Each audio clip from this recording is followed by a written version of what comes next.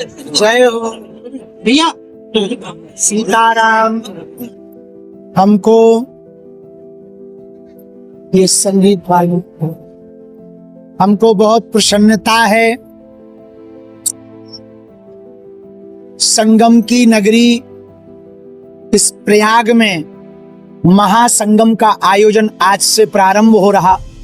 हनुमंत कथा के माध्यम से आज से 3 दिन तक यानी 23 अप्रैल तक प्रतिदिन सायं 4 बजे के बाद बागेश्वर बालाजी की अनुकंपा से हरि इच्छा तक 3 दिवसीय हनुमान कथा का आयोजन होगा। 23 अप्रैल को दिव्य दरबार लगाया जाएगा, वो भी शाम के समय ही लगाया जाएगा। अत्यधिक धूप के कारण इस कथा के आयोजक श्री उदय प्रताप सिंह जी, जो परम वैष्णव हैं, उन्होंने यह दिव्य संकल्प लिया, अभूतपूर्व संकल्प लिया और हमको इस संगम की नगरी में महाकुंभ के बाद पुनः आने का सौभाग्य मिला। हम इस भूमि को दंडवत करके संपूर्ण प्रयागवासी, प्रयागराज, जौनपुर, महोबा, बांदा, रीवा आदि क्षेत्रों के सभी जनों को सायंकाल आज 21 से 22, 23 3 दिन तक की कथा का सादर आमंत्रण है। अब आपके मन में जो भी खुजली हो सो बोल। मस्जिद को कलंक कहना गलत है, आपने जो बयान है जी।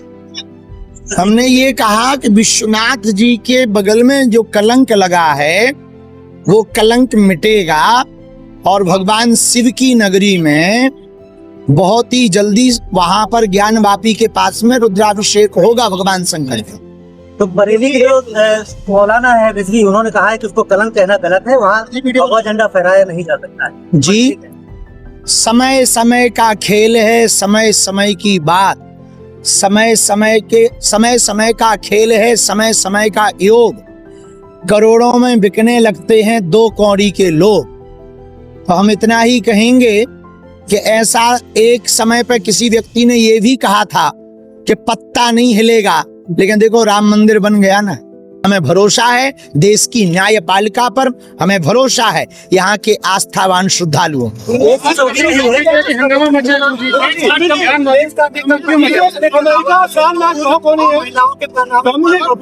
लगा करके बुर्का और हिजाब पर उसने वो उठ दी।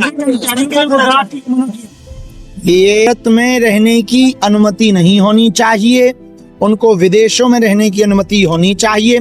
हमारे जितने भी तीर्थ देवालय हैं वहां पर मुसलमान भी दुकान खोले हैं, वहां मुसलमान भी व्यापार कर रहे हैं। हमारी कथा में भी हो सकता कई लोगों की आसपास दुकानें हों। काशी में तो है ही है, देने वाला कौन? हिंदू। तीर्थों में जाने वाला कौन? हिंदू। जब हम ये भेद नहीं करते तो लेंस कार्ड की कंपनी को ये भेद करना महापाप है। ऐसा करेंगे तो आने वाले दिनों में आपस का मतभेद भारत में बहुत बढ़ेगा, उससे भारत की स्थिति विचित्र होगी। हम उनसे यही कहेंगे सुधर जाओ, नहीं तो आने वाले दिनों में सिधर भी जाओगे, भारत का कानून छोड़ेगा नहीं। देखिए वैश्विक रूप से देखो, तालाब में पत्थर फेंको या डायमंड, तरंग दोनों से उठती है। उसी प्रकार विश्व में कहीं पर भी युद्ध होगा, उसका स्पंदन हर देश को होगा, तो भारत को भी होगा। और हमें लगता है भारत को ज्यादा होगा।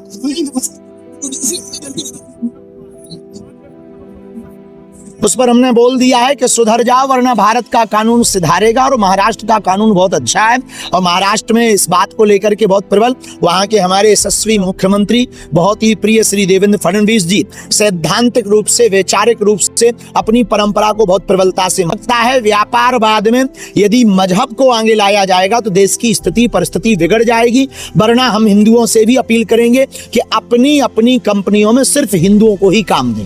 क्या कहेंगे यूजीसी को लेकर? आप बताएं क्या कह दें, आप क्या सुनना चाह रहे हैं? यूजीसी के यूजीसी के आने के बाद हम देश में जोड़ने की बात करते हैं, तोड़ने की बात नहीं करते हैं। तो हमारा यही उद्देश्य है कि सरकार नीति, विधा, विधाएं और संविधान की पद्धति जो है समानता वाली, तो हम चाहते हैं कि हमें जातियों में ना बांटा जाए, हमको भारतीय रखा जाए, हिंदू रखा जाए। का नारा देंगे आप, जी सर्वजन हिताय सर्वजन सुखाय। लो, उसमें दिक्कत क्या है? आप क्या अपना भर सुख चाहते हो का? हम तो कथा सर्वजन हिताय सर्वजन सुखाय ही है, कन्या विवाह सर्वजन हिताय सर्वजन सुखाय है, कैंसर हॉस्पिटल की सेवा भी वही है और सबके सुख के लिए ही कार्य किया जाए।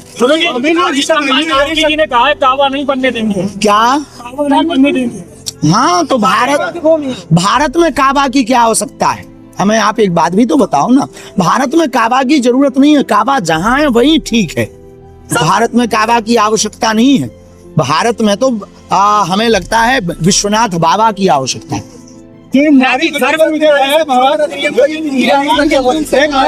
आपको लगता है कि जो राज्य की पार्टियां हैं वो वाकई में चाहती हैं कि महिला आरक्षण जो वो लागू हो, क्योंकि पार्टियां पहले भी अपना जो है 30% से ज्यादा उनको टिकट दे सकती है। से लिया जाए भारत माता की जय, जहाँ गाय भी माता हो, गंगा भी माता हो, गायत्री भी माता हो, वेद भी माता हो, उस देश में माताओं की पूजा होनी ही चाहिए और जितने अधिकार माताओं को मिल सके वो माताओं के हित के लिए है। और यत्र नार्यस्तु पूज्यन्ते रमन्ते तत्र देव कानून आरक्षण बनता है, तो हमें लगता है इस देश के प्रत्येक पुरुष को, प्रत्येक पार्टी को, प्रत्येक व्यक्ति को जो जो अपनी माताओं के पुत्र हैं उनको सपोर्ट करना चाहिए, क्योंकि ये मातृ हित के लिए। बच्चों की बात की है तो आपको लगता है कि इंडिया के अंदर लोगों के पास इतनी इनकम है कि उनको 4 बच्चों को पाल सके वो? जी, आपने 4 बच्चे कहा है कि 4 बच्चे के दाता राम जब उनके 30 बच्चे पल सकते हैं तो हिंदू के 4 नहीं पल सकते हैं? महाराज जी धर्म हम सब भारतीय हैं, हमेशा जात धर्म और विधान पर जिस तरह से बांटा जाता है क्या संदेश देना चाहेंगे? देखिए, जाति धर्म, जातिवाद, भाषावाद, क्षेत्रवाद से ऊपर उठकर राष्ट्रवाद होना चाहिए, लेकिन अपनी परंपराओं को भी मानना चाहिए। जैसे हम सनातन परंपरा को मानते हैं तो हम उसके प्रति कट्टर का मतलब ये नहीं कि हम किसी को।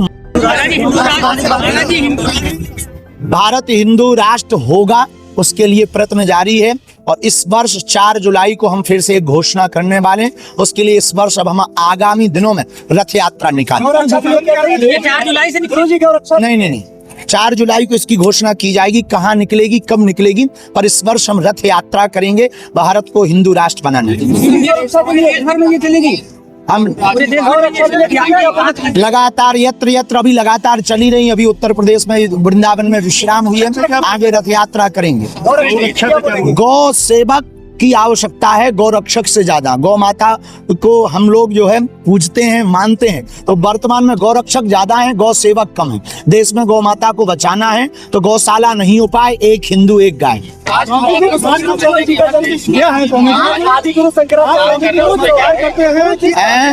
आपकी विद्या का राज क्या है? सबसे पहले ये लोग जानना चाहते हैं। ये तो परसों दरबार में नक्कटे तुम ही देख लेना। हमारे पास केवल गुरु कृपा है। हाँ, अध्ययन पे हम भरोसा करते हैं, अध्ययन भी करते हैं, गुरु कृपा है और जो गुरु का प्रसाद है उस पर। लेकिन हमारे वैदिक परंपरा में आदि जगत गुरु शंकराचार्य के पास भी परकाया प्रवेश की विद्या थी, स्वामी रामकृष्ण परमहंस के पास भी विद्या थी, स्वामी विवेकानंद के पास भी वाक सिद्धि की विद्या थी। तो ऐसे ही हमारे पास, हमारे गुरु के पास थी, तो उन्हीं की कृपा है हमारे। सब शादी करेंगे क्या तुम हमें ऐसे ही देखना चाहते हो? राष्ट्रमाता होनी चाहिए। बिल्कुल, गाय माता तो राष्ट्रमाता होनी चाहिए। इसके पहले हम चाहते हैं उत्तर प्रदेश सरकार में यशस्वी मुख्यमंत्री जी गाय को राज्य माता बनाए।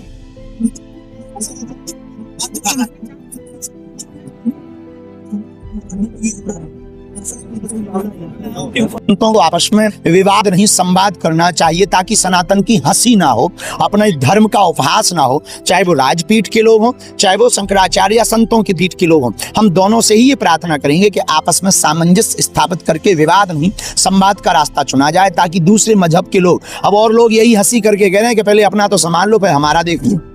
हिंदुओं में यही सबसे बड़ा दुर्भाग्य और दुख है। इसी के लिए हम प्रयत्न कर रहे हैं। 3 दिन की कथा हिंदू एकता के प्रतीक है। प्रयागराज में संगम है और यहाँ सब एक हो रहे हैं। जब 3 नदियां एक हो सकती हैं तो हम हिंदू एक क्यों नहीं हो सकते?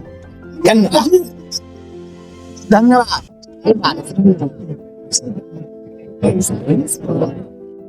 तो ये थे हमारे साथ बागेश्वर धाम के महंत, जिनका आपने इंटरव्यू देखा। और उन्होंने ये भी कहा कि प्रयागराज आने से उनको बहुत खुशी मिलती है। और देखने के बाद जरूर बताइएगा कैसा लगा आपको इंटरव्यू, कमेंट बॉक्स में। जय हिंद, जय भारत, जय प्रयाग।